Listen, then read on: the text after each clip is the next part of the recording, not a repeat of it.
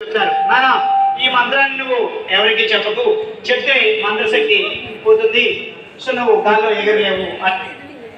అలాగే గురువు గారు అంటే హాయిగా గాల్లో ఎగిరిపోయే వారు కూడా కేదార్నాథ్, బద్రీనాథ్, సో ప్రయాగ, కాశీ, సో ఇవన్నీ శ్రీశైలం అన్ని తిరిగేస్తారు. ఆ మధ్యలో ఒకసారి ఆకాశంలో కలుస్తారు. కలిసి చాలా ఆనందంగా ఫీల్ అవుతారు. అరే మనం చూడరా గాల్లో ఎగురుతున్నాం, ఎక్కడ కావాలంటే అక్కడ ఖర్చు లేకుండా హాయిగా వెళ్ళిపోతున్నాం. మనం చూసి అందరూ కూడా ఆశ్చర్యపోతున్నారు, ఎందుకంటే ఏ మనిషి గాల్లో ఏరలేడు కదా అనేసి చాలా హ్యాపీగా ఫీల్ అయ్యి వాళ్ళిద్దరూ మాట్లాడుకుంటున్నారు. ఏమని, రేవుడే మనం 12 ఇయర్స్ గురువు గారికి సేవ చేశామే, 12 సంవత్సరాలు మన జీవితం అంతా వృధా చేశామే, మరి ఈ 12 సంవత్సరాల యొక్క ఫలితంగా గురువు గారు నీకు ఏమి ఇచ్చారా అన్నాడు.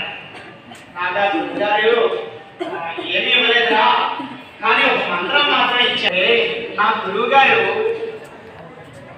టమ్ టమ్ టమ్ అనే మంత్రాన్ని ఇచ్చారా అన్నాడు. ఇంకొక సోమియము సం సం సం మంత్రం ఇచ్చారా అని. మరి ఇంకో శిష్యుడు అన్నాడు, నీకే మంత్రం ఇచ్చారా అని. సం సం సం గురువు గారు షం షం షం అనే మంత్రాన్ని ఇచ్చారా అన్నాడు.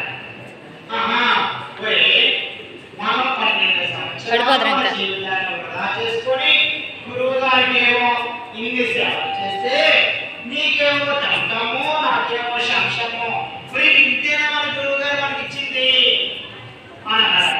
అనగానే ఏమయ్యారు తెలుసా, ఆకాశం సైనించి ఒక్కసారిగా కింద పడ్డారు.